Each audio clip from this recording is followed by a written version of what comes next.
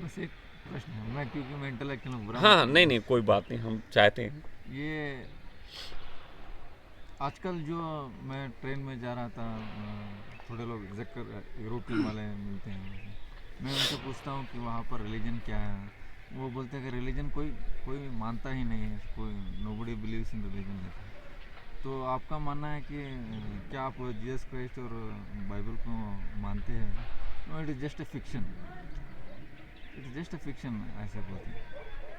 तो लोगों को बुद्ध या जीसस ऐसे लोग होते हैं, वो उनको बिलीव ही नहीं है, उनको ऐसे होते हैं। तो एक बुद्ध की चेतना को साधारण व्यक्ति क्यों पहचान नहीं पाता है? हम्म। आपने जो ये प्रश्न कहा कि पश्चिम में लोगों का धर्म पे विश्वास नहीं है, ये पश्चिम की बात नहीं है, ये भारत की भी है। भारत धर्म का किस पे विश्वास? किसी को नहीं। मैंने कल भी एक बात कही थी शाम को। मैंने कहा था कि आप पूछते हो कि परमात्मा है कि नहीं है, कि बुद्ध हुए कि नहीं हुए, ये आनंद होता है कि नहीं होता है, ये सब बातें गौण हैं, बेकार हैं। आप हो ये तो पक्का है, सही। अपने प्लेजर पे काम करो, ये पक्का है। रही बात कि बुद्ध और महावीर हुए, इनकी चेतनाएं ऐसी थीं, हम समझ नहीं पाते, क्योंकि कारण है। कारण ये है कि हमें उनकी पूरी स्टोरी का पता नहीं। हमारे पास उनकी जिंदगी के कुछ टुकड़े आते हैं। आज से 50-60 साल पहले से जो भी बुद्ध हुए, जो भी महान लोग हुए जिनको भगवान माना गया, आज की पीढ़ी उनको स्वीकार नहीं करेगी, क्योंकि उन्होंने उन्हें देखा नहीं, जीवित नहीं देखा, नहीं स्वीकार करेगी। लेकिन ओशो के बाद से एक युग बदलता है कि जिसको हम भगवान कह रहे हैं उसको हम कम से कम चलता फिरता खाते पीता देखते हैं। और ये बात ये जान लो कि उस समय भी जो हुए उनको लोगों ने विश्वास नहीं किया। थोड़े से लोग उनकी संगत में रहे, उन्होंने देखा, उनके लिविंग से राजी हुए, तो उनको भगवान मान लिया। विरोध भी उनका हुआ, बहुत से लोग नहीं राजी हुए, उन्होंने कहा ये गलत है। तो ये तो सदा से चलता रहा और ये सदा चलता रहेगा। हर व्यक्ति को अपना रास्ता खुद चुनना है, अपने आप को खुद बचाना है। ये अगर आपकी श्रद्धा है तो आपको उसे बचाना है। यदि आपका विरोध है तो आपको फिर विरोध को बचाना है। ये बात कि हम बुद्ध हुए कि नहीं हुए, इसके प्रमाणों में नहीं जा सकते। हम इसको जिस तरीके से वैज्ञानिक बुद्धि लोगों की हो गई है, उसके प्रमाण देना थोड़ा मुश्किल हो जाता है। जबकि सच बात यह है, विज्ञान भी सर्टेन नहीं है, अनसर्टेन है। विज्ञान जो कह रहा है, क्या उसकी सर्टेनिटी है? अब एक छोटा सा मैं आपके इंटेलेक्चुअल दिमाग को थोड़ा हिलाता हूं और आपको नई जानकारियां देता हूं। राम कितने साल पहले हुए?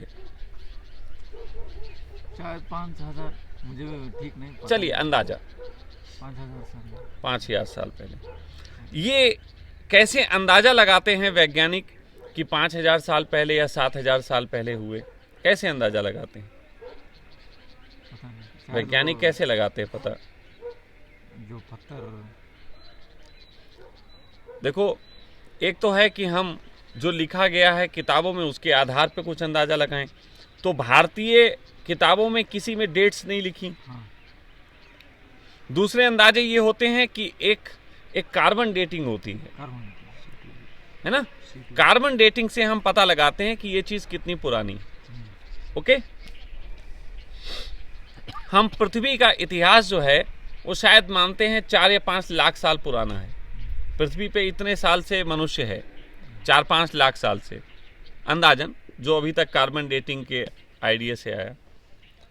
अभी टेक्सास में कुछ समय पहले एक पुरातत्व विभाग को एक चीज मिली, और वो चीज थी एक हथौड़ी। वो हथौड़ी, उसके चारों तरफ शैवाल बन गए थे, पत्थर, जैसे बन जाता है ना, क्योंकि लकड़ी हजारों सालों में, लाखों सालों में जो है कोयला बनती है, फिर कोयला लाखों सालों में पत्थर हो जाते हैं। इस तरीके से उसके चारों तरफ भी एक शैवाल बन गया था।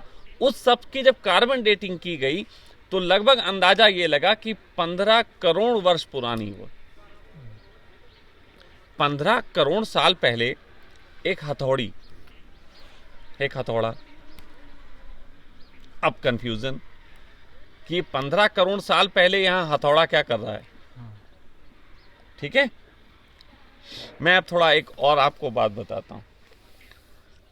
हिरोशिमा में जहां बम गिरा, उस एरिया में थोड़ा दूर, जैसे यहां बम गिरा तो उससे 100 किलोमीटर दूर एक पेड़ की कार्बन डेटिंग की गई। वैज्ञानिकों ने उसकी कार्बन डेटिंग की कि जरा देखें ये कितना पुराना है। उस कार्बन डेटिंग के हिसाब से ये आया, ये पुराना नहीं है, ये पेड़ 5000 साल आगे का है। ये 5000 साल आगे का पेड़ है। कार्बन डेटिंग कह रही है कि ये अभी है ही नहीं, ये 5000 साल बाद का पेड़ है। वैज्ञानिक पहली बार कंफ्यूज्ड हुए। उन्हें लगा हम लोग कुछ गड़बड़ कर लेते हैं। जैसे यहां पे अगर एक लकड़ी रखी हो और उसके पड़ोस में हम आग जलाएं और उसका धुआं उसमें लगता रहे, एक पेड़ है उसको धुआं लगता रहे, तो उसकी कार्बन डेटिंग चेंज हो जाएगी। तो ऐसा हो सकता है कि जिसको हम 7000 साल पुराना मानते हैं वो 70000 साल पुराना हो, क्योंकि हो सकता। और ये लगभग जितनी भी सभ्यताएं मिलती हैं, चाहे वो पिरामिड वाली सभ्यता हो, चाहे वो मेसोपोटामिया की हो, चाहे वो और तरीके की जो सभ्यताएं मिली हैं, जितनी भी सभ्यताएं मिली हैं, ये सारी सभ्यताएं, इनके पास एक उस समय के जो खंडहर मिले हैं, इनको वैज्ञानिकों को समझ में नहीं आता अचानक सभ्यता गायब कहां हो गई। लेकिन खंडहरों के पास आग की लेयर्स मिली। ऐसा लगा कि यहां कोई बड़ा बम फटा था या फिर तबाही हुई थी, आग की layer. It means carbon dating is disturbed. अब जैसे ही ये बात तुम समझोगे कि कार्बन डेटिंग इज डिस्टर्ब, अचानक ही तुम्हारा पूरा इतिहास बदल जाएगा।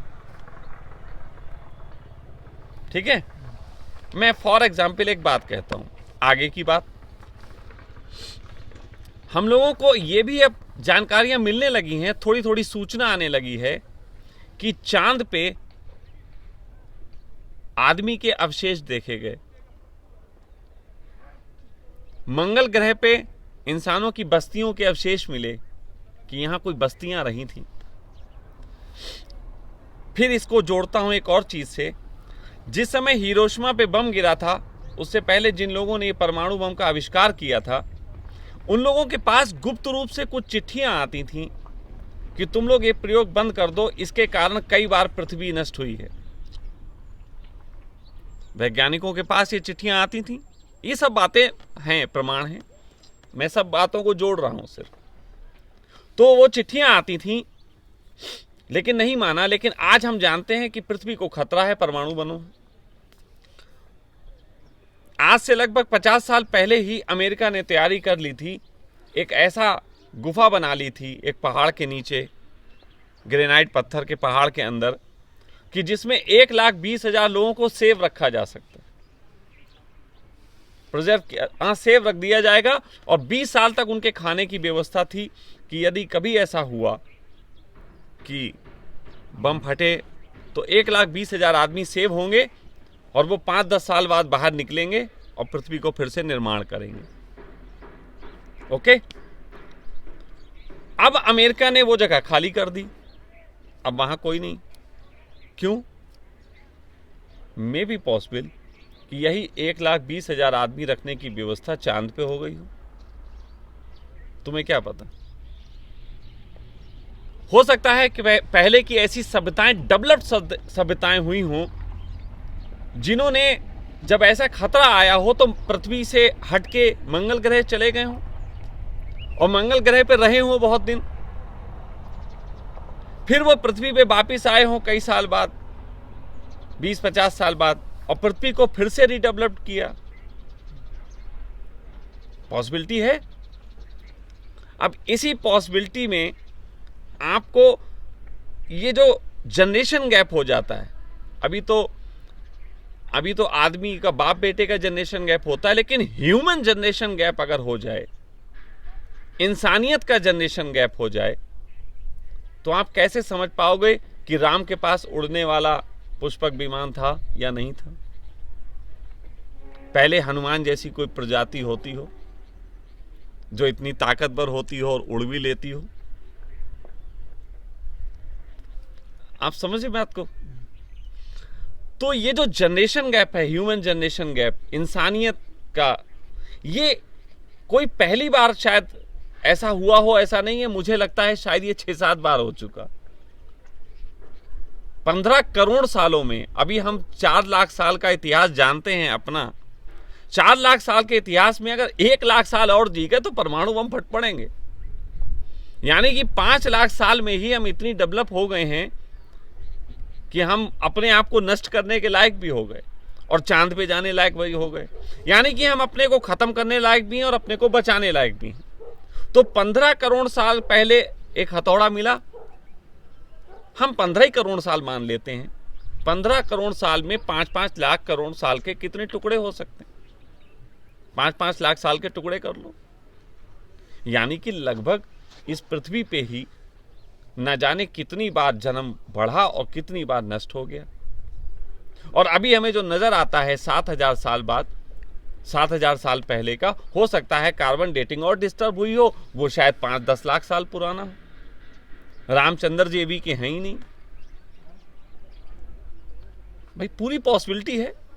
कार्बन डेटिंग जिस तरीके से डिस्टर्ब हुई है उससे पूरी पॉसिबिलिटी है। तो भूल जाओ बुद्ध को, भूल जाओ राम को। इसीलिए मैं कहता हूं भूल जाओ कृष्ण को, वो हो गए, वो तब की बात थी।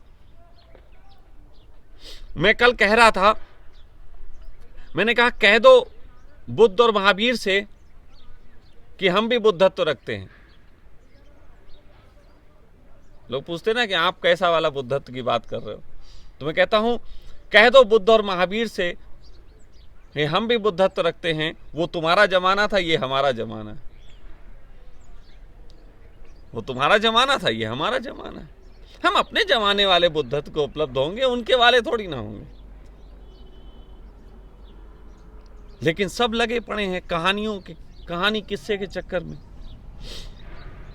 मैं मानता हूं कि अगर हम बुद्धत्व पे संदेह करें, ये अच्छा है, लेकिन बुद्धत्व के संदेह को आधार बनाएं विज्ञान को, ये गलत है।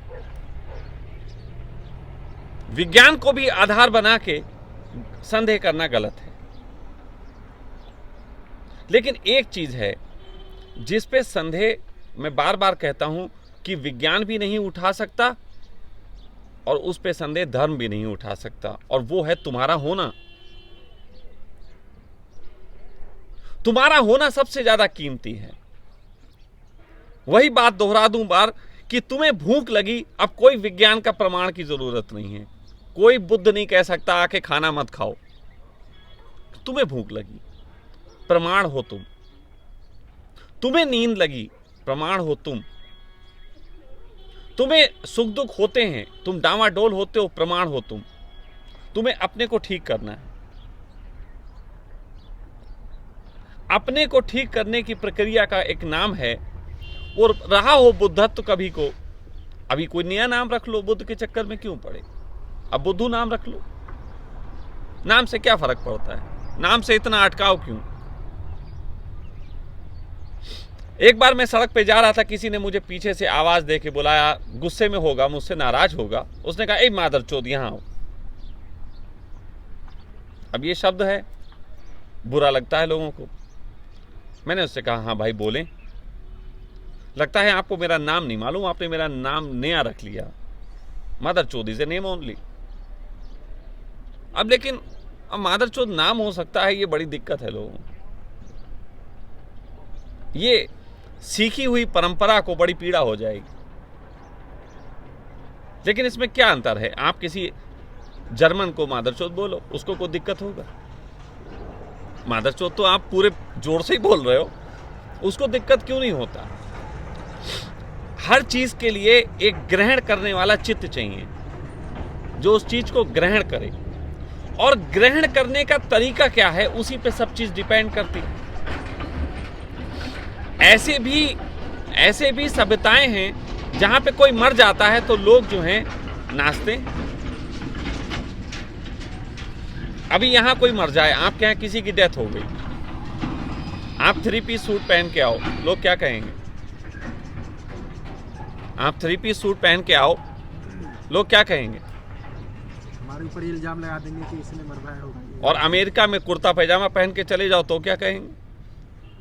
कहेंगे तुम्हें तमीज नहीं है, तुम्हें इज्जत करनी नहीं आती, ये मर गया तुम्हें इज्जत नहीं की जाती। सूट पहन के आओ, ब्लैक कपड़े पहनते हैं। हाँ वहाँ का सूट होता है। हाँ, सूट पहनते। कनाडा और अमेरिका के लोग तो मुझे बताते हैं, कहते स्वामी जी वहाँ मरना महंगा सौदा है।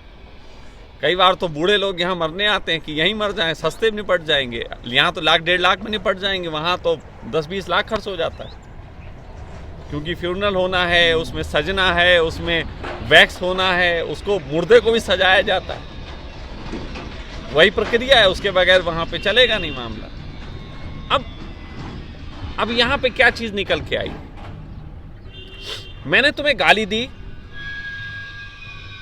तुम्हें लगी और पीड़ा, नहीं लगी तो नहीं पीड़ा।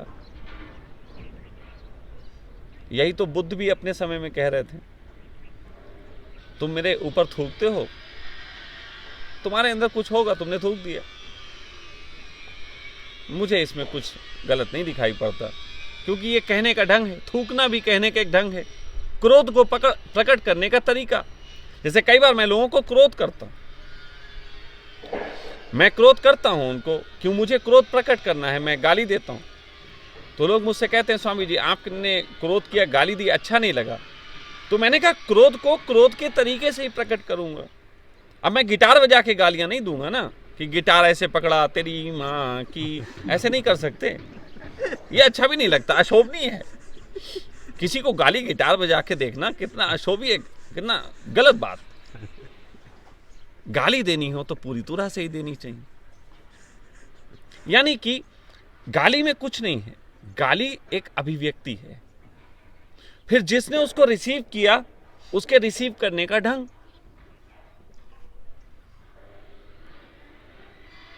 जैसे कभी को सोचो कि तुम्हारे सामने कोई आए और तुम्हें गाली देने लगे, और तुम उससे बोलो ओके गुड, फिर वो बोले गाली, ओके गुड, तुम्हें कुछ होगा नहीं इसमें, और उसको बड़ी अड़चन हो जाएगी, क्योंकि तुम उससे ले नहीं रहे हो, वो दे रहा है, तुम ले नहीं रहे हो। बस यहीं पे सारी समझ का खेल खड़ा है। आप जीवन में दुखी हैं, आपको दुख के पार जाना है, तो दुख का एनालिसिस करो कि दुख होता क्यों है। छोड़ दो बुद्ध की बात, महावीर की बात, तुम तो हो ना, तुम्हें अपना एनालिसिस करने में तो कोई दिक्कत नहीं होगी। और इसी को अध्यात्म कहा जाता है, मेरा अध्याय। अध्यात्म का मतलब है मेरा अध्याय, ये तेरा अध्याय नहीं, ये बुद्ध का अध्याय नहीं है। मैं आध्यात्मिक हूं।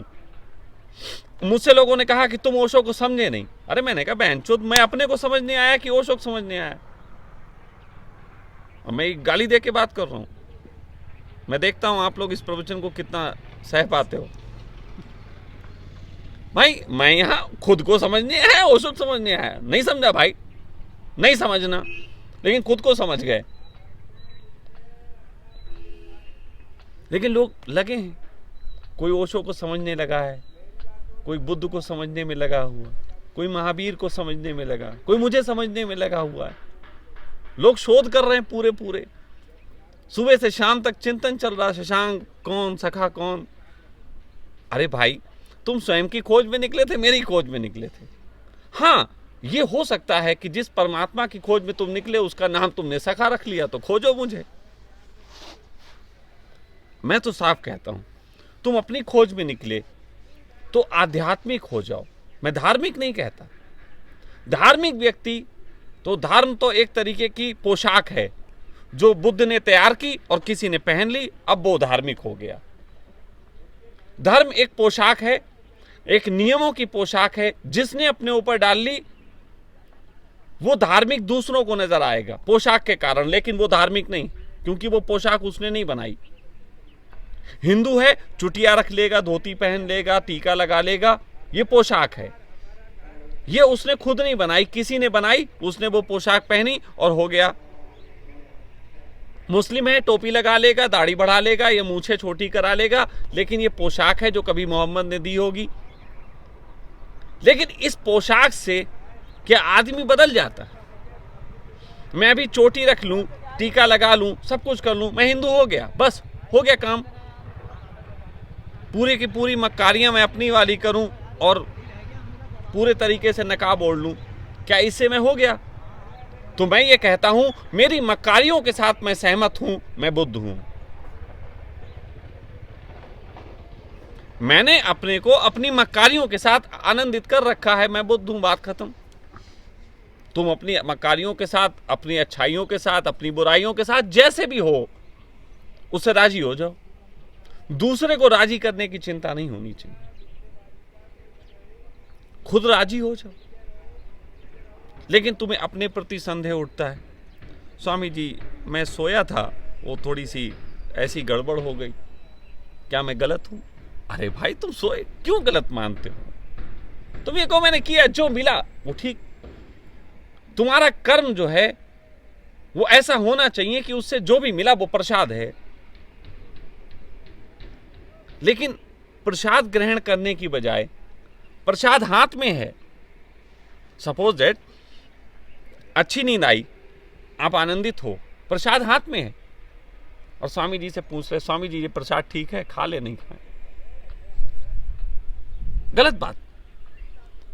तुम सोए, गलत सोए, गलत तरीके से सोए, थोड़ा सा परेशान हो गए, सुबह उठे प्रसाद हाथ में, ये स्वामी जी प्रसाद तो हमें ये गंदा मिला, उसको भी स्वीकार कर लो। अच्छे और बुरे दोनों चीजों को स्वीकार कर लो। हाँ, ज्यादा से ज्यादा मेरा काम इतना हो सकता है कि मैं अगर आपको एक रास्ते के संबंध में अवगत करा रहा हूं तो थोड़ी बहुत आपको बता सकता हूं कि मैं इस पे चला था, मुझे पता है, थोड़ी बहुत बात हो सकती है, लेकिन पूरी जिम्मेदारी नहीं हो सकती। गाइडेंस हो सकता है, उंगली पकड़ के ले जाना नहीं होगा। भाई रोल मेरा सिर्फ गाइडेंस का हो सकता है, आई एम गाइड ओनली। चलना आपको पड़ेगा, पैर आपके होंगे, साहस आपका होगा, प्रयास आपका होगा, आई एम गाइड ओनली। लेकिन कुछ लोग समझते हैं गाइड ना होके तुम बस सर पे हाथ रख दो, घंटी बज जाए। मैं तो सोच रहा हूं छेनी हथौड़ी ले लूं, जिसको सहस्त्रार्थ खुलवाना हो आ सकता है, आराम से खोल दूंगा, सबके सहस्त्रार्थ खुल सकते हैं। बस अब अदालत में मेरे ऊपर मुकदमा ना चले इस बात का। ये जो बात है यही थोड़ी समझने योग्य है कि छोड़ दो बुद्ध की बात, छोड़ दो महावीर की बात, छोड़ दो ओशो ने क्या कहा, छोड़ दो मैं क्या कहता हूं। मैं प्रमाण नहीं हूं, तुम प्रमाण हो, तुम्हारा होना प्रमाण है, तुम्हारे सुख दुख प्रमाण है, जो तुम्हें हो रहा है वो सब अनुभव तुम्हारे प्रमाण हैं, उसी को पकड़ो। लौट फेर के साधना पे ही सब चीजें टिक जाती हैं। अब लोग चिंता में हैं, हनुमान की जाति क्या थी? कोई बता रहा है कि वो यादव थे, यादव कह रहा है यादव थे। देखो अब समझो बात को, मैं इसमें गलत नहीं कह रहा, मैं बहुत टेक्निकल बात कह रहा हूं। हनुमान की जाति के पीछे यादव कहता है कि वो यादव थे, मुसलमान कहता है कि वो मुसलमान थे, क्योंकि उनके आगे हनुमान लगा था। अब मुसलमान के आगे मुसलमान लगा है, रहमान, उस्मान, है ना, वो मान से जोड़ दिया उसने, हनुमान। जाट बोले कि जैसे हम लोग जो हैं उखाड़ देते हैं पूरे खेत को, ऐसे हनुमान भी उखाड़ देते थे, तो ये जाट रहे होंगे, लठमार। किसी ने कह दिया ये तो चीनी थे, ये तो चाइना के थे। इसमें एक सूत्र है, हर एक को अपने जैसे लग रहे, हर एक को अपने जैसे लग रहे, तो ये देखो कि वो तुम्हारे ही जैसे थे, कोई भिन्न नहीं थे। सूत्र ये भी निकलता है, तो तुम्हारे ही जैसे थे, इसमें भिन्नता क्या? तुम मान ही रहे हो तुम्हारे जैसे थे। लेकिन ये बताओ, क्या तुमने किसी की पत्नी को मिलवाने के लिए किसी की लंका जलाई? हनुमान के नाम पे बजरंग दल की सेना है, वो तो पत्नियों को मतलब प्रेमियों को बिछाड़ने का काम करती, किसी को मिलवाने का तो नहीं करती। हाँ ये बताओ, चलो सागर ना सही, किसी नदी को ओढ़ के पार किया कभी? तो नहीं किया। ये हम दूसरे के साथ कंपैरिजन करें, उसको अपने से जोड़, अच्छे को अपने से जोड़ लेते हैं, जो बुरा होता है उसको हम नकार देते हैं। हमारे शहर में कहावत चलती है, मीठा मीठा गप कड़वा कड़वा थू। मीठा मीठा गप कड़वा कड़वा थू। तो लाइफ में जिसने भी ऐसा किया वो फिर इंसान रहेगा। जिसने दोनों चीज़ों को खाया, मीठे को भी कड़वे को भी, वही एक कदम आगे बढ़ा सकता है। जिसको किसी ने बुद्धत्व कहा, किसी ने मोक्ष कहा, किसी ने कुछ कहा। तो भूल जाओ बुद्ध को, महावीर को, हुए नहीं हुए। हाँ थोड़ी देख ली टेक्निकल बातें जो मैंने की, उस पर चिंतन एक बार को दुनिया को कर लेना चाहिए। बहुत सी चीज़ों का राज मिल जाएगा, पुष्पक विमान का पता चल जाएगा, रहा होगा भाई इतनी टेक्नोलॉजी डेवलप हो सकती है। उड़न तस्त्रियों का राज मिल जाएगा कि उड़न तस्त्रियाँ कोई दूसरे ग्रह से नहीं आई हैं, ये अपने ही ग्रह के गए थे फिर वापिस आ गए। बहुत सारे राज खुल जाएंगे। बहुत तरीके की प्रजातियों के बारे में जिस पे हमें संदेह होता है हमें पता चल जाएगा।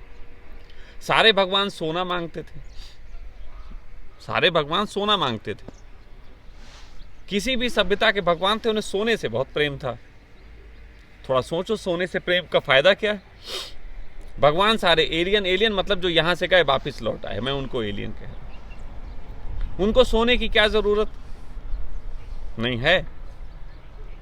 आपका मोबाइल जो आपकी जेब में रखा होगा वो बहुत ज्यादा 5-10 साल की उम्र रखता है, लेकिन अगर सोने से बना दिया जाए पूरा तो लाखों साल चल सकता है। अगर उसकी पूरी अंदर का सब सोने का हो तो लाखों साल चल सकता है। अगर हमें एक रोबोट बनाना हो लोहे का तो उसकी उम्र 10, 15, 20 साल हो सकती है। लेकिन अगर एक सोने का रोबोट बना दिया जाए, उसकी चिप विप सारी सोने की हो, तो वो करोड़ों साल भी चल सकता है। दैट्स क्लियर कि सोने की आवश्यकता क्यों होती है। यस, ड्यूरेबिलिटी के साथ साथ वो एक ऐसी धातु है जो बहुत लंबी उम्र रखती है। उसमें शॉर्ट सर्किट्स नहीं होते, उसमें और चीज़ें नहीं होती, वो एक लंबी चल जाती है। इसलिए सारे भगवानों को संपन्न जो थे, जो लौट के आए, दोबारा से पृथ्वी चला रहे थे, दोबारा से पृथ्वी को डेवलप कर रहे थे, उन सबको यहाँ के लोगों से सोना चाहिए था, क्योंकि उस सोने से वो कुछ ऐसी चीज़ें बनाते थे जिससे वो हेल्प कर पाए। और मैं समझता हूँ अभी भी पृथ्वी पे कहीं ना कहीं ऐसे प्राणी छुपे रूप में हमारी मदद करने के लिए रहते हैं। तो तुम्हारी बात को बस इतना ही कहूँगा कि पूरा इसमें सूत्र है अपने को निखारने का भी। दिमाग है, इंटेलेक्चुअल हो, लेकिन दिमाग वो लगाओ जिससे सुकून की नींद सो सको। दिमाग वो मत लगाओ जिससे नींदें उड़ जाए। मैं भी बहुत दिमाग रखता हूँ लेकिन सोता बहुत मस्त हूँ। मेरा दिमाग मुझे प्रश्नों के सुलझाने में मदद करता है, मुझे अपने को उलझाने में काम नहीं आता। तो क्लियर हुए, बहुत सी चीज़ें क्लियर हुई। चलो अब आगे की बात करेंगे। और किसी की कोई बात हो